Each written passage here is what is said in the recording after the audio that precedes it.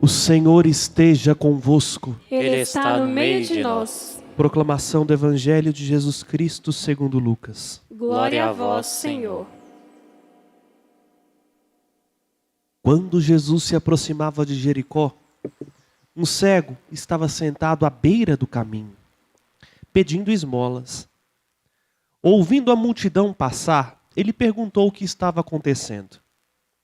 Disseram-lhe que é Jesus Nazareno que estava passando por ali. Então o cego gritou: Jesus, filho de Davi, tem piedade de mim. As pessoas que iam na frente mandavam que ele ficasse calado, mas ele gritava mais ainda: Filho de Davi, tem piedade de mim. Jesus parou e mandou que levassem o cego até ele. Quando o cego chegou perto, Jesus perguntou: O que queres que eu faça por ti? O cego respondeu: Senhor, eu quero enxergar de novo. Jesus disse: Enxerga, pois, de novo, a tua fé te salvou. No mesmo instante, o cego começou a ver de novo e seguia Jesus glorificando a Deus. Vendo isso, todo o povo deu louvores a Deus. Palavra da salvação. Glória a vós, Senhor.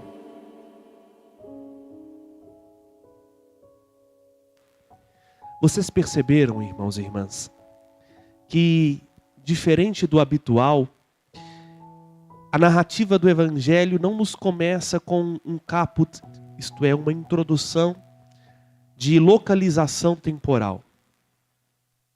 Isso é proposital na liturgia. Porque, de fato, o que aconteceu com Bartimeu, apesar de Lucas não falar o nome dele, Marcos conta-nos que o jovem aqui da passagem do Evangelho chamava-se Bartimeu. Isso foi um fato passado, lá, próximo à crucifixão de Jesus. Mas a liturgia, ela tem a sua dinâmica. Quando nós começamos o Evangelho com a introdução naquele tempo, é para que nós meditemos uma graça que aconteceu no passado e a partir daquilo, deixemos que a mesma graça nos alcance hoje. Mas quando a liturgia não coloca o naquele tempo, propositalmente, é para que nós compreendamos que o que aconteceu lá no passado não ficou lá no passado, é algo no agora. Por exemplo, no Natal, o Evangelho do Natal não começa naquele tempo. Porque o mistério do Natal é celebrado no hoje. Para nós, hoje nasceu o Salvador. É assim que os meninos cantam no Salmo, as meninas cantam no Salmo. Hoje nasceu para nós o Salvador, que é Cristo Senhor. Da mesma forma, na Páscoa. O domingo de Páscoa não foi lá o acontecimento de 2000 anos atrás. É o hoje. Ao amanhecer daquele dia, o primeiro da semana, num domingo nós estamos, né?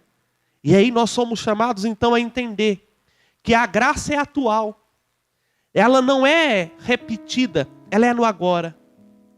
Por que a igreja hoje coloca este evangelho sem o naquele tempo? Porque nós somos este cego Bartimeu. Não estou negando a cura de Bartimeu, entenda, aconteceu de verdade lá atrás, mas a igreja quer que eu e você façamos a experiência de ser o cego do evangelho, de nos colocar no lugar do cego do evangelho. E é interessante, ele não nasceu cego. Ele ficou cego ao longo do caminho. E olha o lugar onde ele estava, Jericó.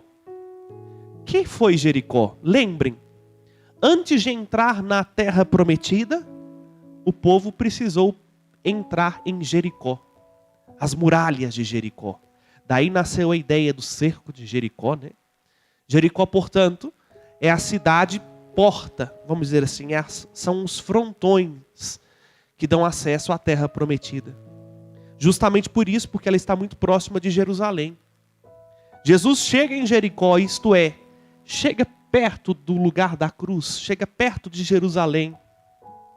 E lá tinha alguém que estava à beira do caminho. Eu estou fazendo isso bem paulatinamente para você entender os detalhes do Evangelho e isso provocar em nós a conversão que o Senhor deseja. O que é o caminho para nós cristãos? Jesus. Ele se apresentou assim: eu sou o caminho, a verdade e a vida. Ninguém vai ao Pai se não for por mim. Por isso que no início, quando Lucas escreveu este evangelho, e até meados do século II, o cristianismo era chamado de a religião do caminho. Quem era cristão é quem estava no caminho. Quem seguia o mandamento de Jesus é quem estava no caminho. Onde o cego estava? À beira do caminho. Aqui nós podemos dizer da nossa vida. Uma vez nós somos iluminados pela graça de Cristo no batismo. A nossa visão se tornou clara e evidente. Porque o batismo apaga em nós toda mancha do pecado, toda trave do nosso olho, dos nossos olhos foram retiradas. Mas, porém, entretanto, todavia, a gente foi crescendo. Ao invés de cada vez mais aprofundarmos na graça do batismo, nós estamos fazendo justamente o contrário, né? Ao invés de continuarmos firmes no caminho da salvação, que é Jesus, nós começamos a pensar assim: é muito esforço, não vale a pena tudo isso. Olha aí, tanta gente não precisa de Jesus e é feliz. Tanta gente que não está aí vivendo esta vida tão assim, né, radical, e está bem melhor do que eu. Para que eu vou ficar nesse esforço todo? Não precisa seguir o evangelho assim à risca, não, isso é porque a igreja é opressora, a igreja quer ter os seus fiéis sob o controle. Quem dera. Se fosse isso. E quanto mais nós vamos nos colocando à beira do caminho, nós nos tornamos cegos. Eu fico imaginando a angústia do coração de Bartimeu. Porque a gente ficar sem enxergar é uma agonia muito grande, né? Talvez quem já nasceu cego tenha uma sensação menos angustiante do que quem enxergava e de um dado momento parou de enxergar, ficou cego. Me recordo uma vez que eu estava no seminário e eu não sei, né? Eu mexo muito dormindo. E eu dormi pressionando o olho esquerdo. E quando eu acordei, claro, já não enxergo muita coisa sem o óculos, pus o óculos. E fiz uma experiência assim terrível. Porque do olho direito eu enxergava tudo. Mas quando eu fechava o olho direito e ficava só com o esquerdo aberto, eu não via nada. Fiquei desesperado, liguei para o meu oftalmologista urgente, não fui para a aula de teologia, fui para o oftalmologista. Aí ele disse: pode ficar tranquilo, o que aconteceu? Você pressionou demais o seu olho, a pressão do globo ocular aumentou, então o seu olho ficou comprimido, ele precisou voltar para a dimensão normal para você poder enxergar. Por que eu digo desta experiência que eu tive? Porque eu tive a impressão de perder só uma visão, hein? Estava enxergando, mas pela metade. E aquilo me desesperou. Porque ficamos preocupados, né? Imagina este rapaz que via tudo e de uma hora para outra parou de enxergar. Quanta angústia não tinha no seu coração. E meus irmãos e irmãs, o triste é que nós acomodamos com a nossa cegueira, né? Quando eu estou falando da cegueira, não estou falando simplesmente dos olhos humanos, mas eu estou falando da cegueira do coração. Nós vamos começando a normalizar o que não é normal. O nosso pecado, a nossa indiferença, as nossas mágoas.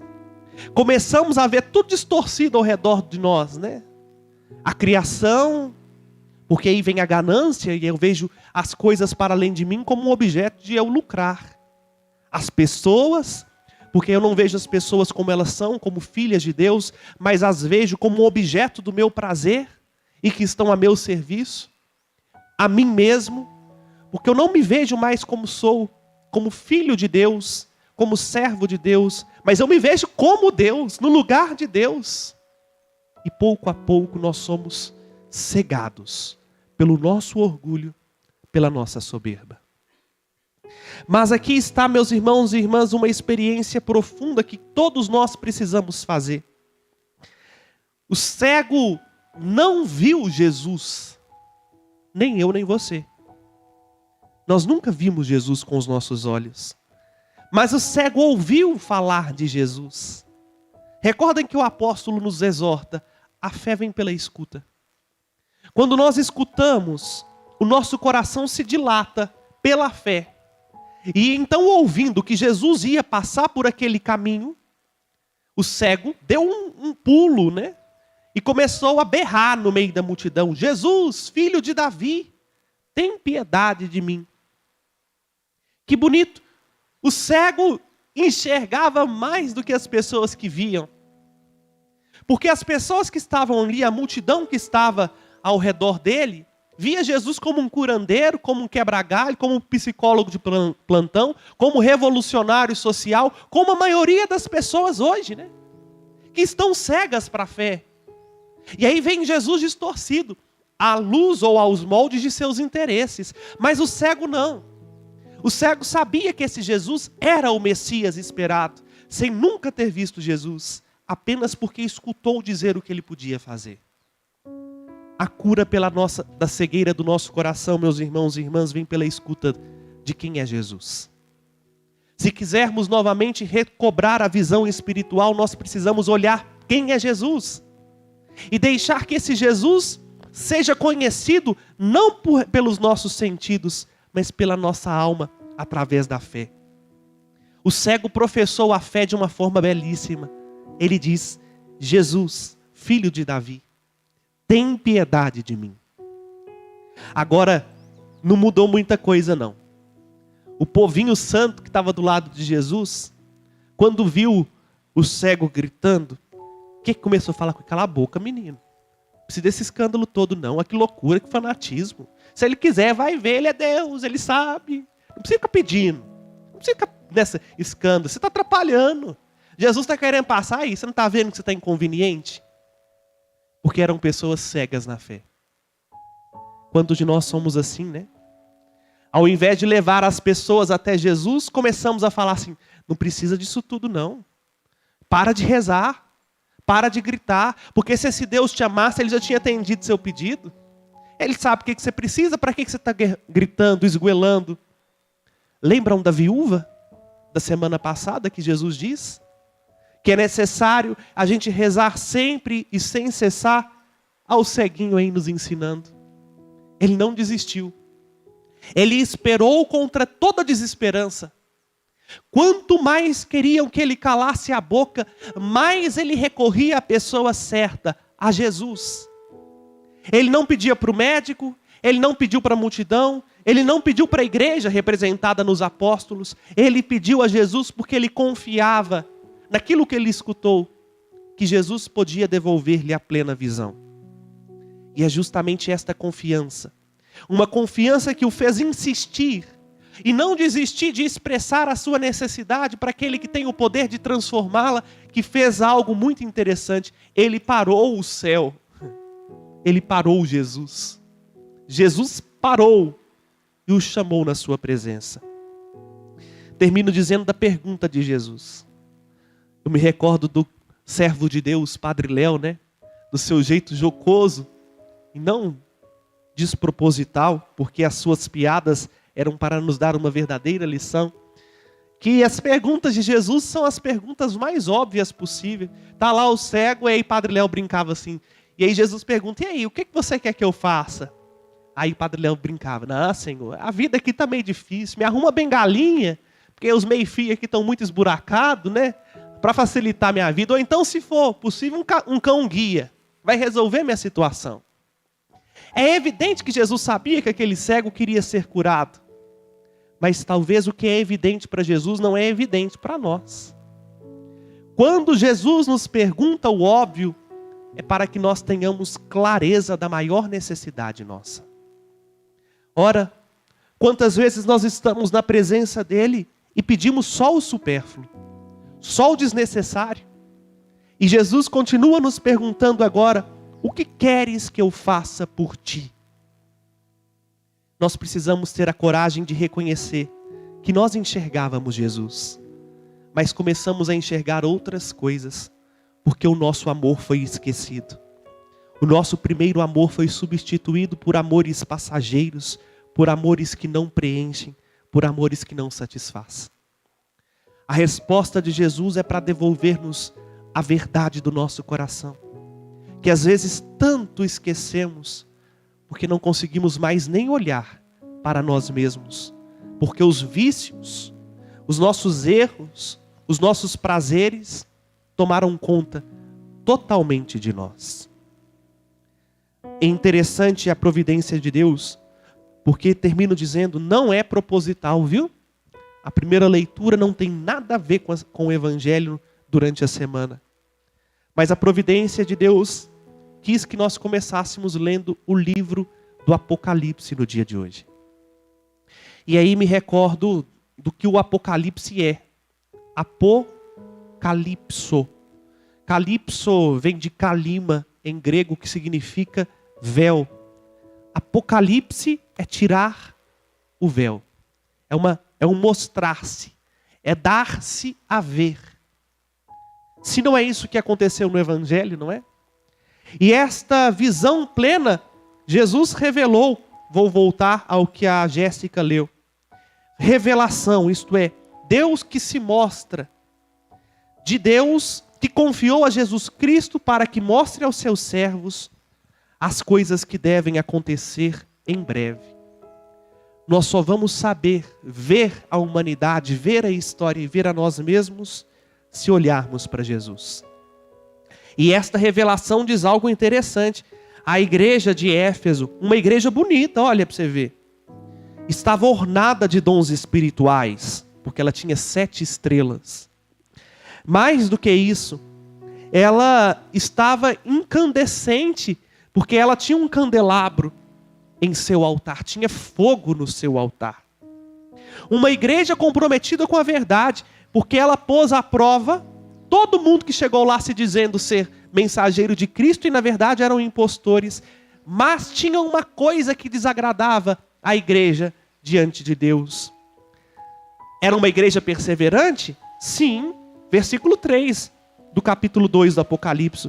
És perseverante, ou seja, tal como o cego do Evangelho, ela não desistiu de chegar perto de Jesus e continuou pedindo, Jesus, Jesus, Jesus, tem piedade de nós.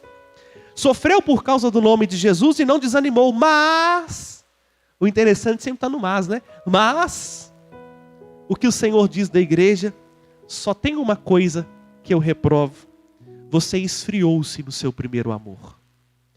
Hoje o Senhor quer devolver-nos esta visão plena, meus irmãos e irmãs, de amá-lo com todo o ardor. A imagem de arrefecer o primeiro amor, eu vou usar a imagem de um fogão a gás, né? Que tem lá aquela válvulazinha, onde a chama é proporcional à quantidade de gás que a válvula permite passar. Arrefecer é ir diminuindo a chama e diminuindo a chama. E nós somos assim. Porque fomos trocando o amor da nossa vida por amores da vida, com V minúsculo. A nossa caridade foi se esvaziando, esvaziando e foi nos cegando. Aqui está a fornalha de amor, que cura toda a frieza do nosso coração. Só basta-nos uma coisa, ter a coragem de reconhecer onde caímos. Onde ficamos à beira do caminho, onde você parou na sua vida espiritual, meu filho, minha filha, onde eu como padre abandonei Jesus e não quis mais saber, assim, caminhei até aqui, mas aqui está bom demais. Porque as frustrações do tempo presente nos cansam, né? As decepções com a igreja, com as pessoas, conosco mesmo, com as nossas famílias, fazem com que a gente fale assim, eu preciso parar. Mas é a hora da gente lembrar de onde paramos. Não para nos condenar, porque Ele não nos olha para nos condenar, mas para nos devolver o amor. Porque só o amor faz com que a gente, de fato, tenha esse ímpeto do Bartimeu, de caminhar na direção de Jesus e de não abandonar este caminho nunca mais.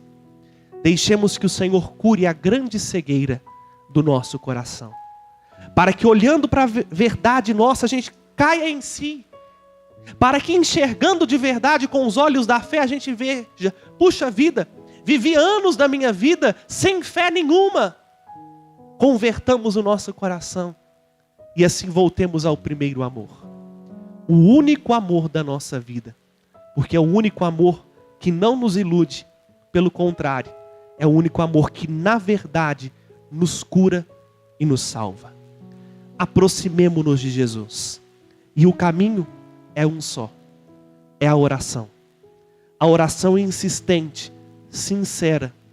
Porque só assim os nossos olhos verão aquele por quem nossa alma suspira. Louvado seja nosso Senhor Jesus Cristo. Para sempre seja louvado. Ao Senhor que passa no meio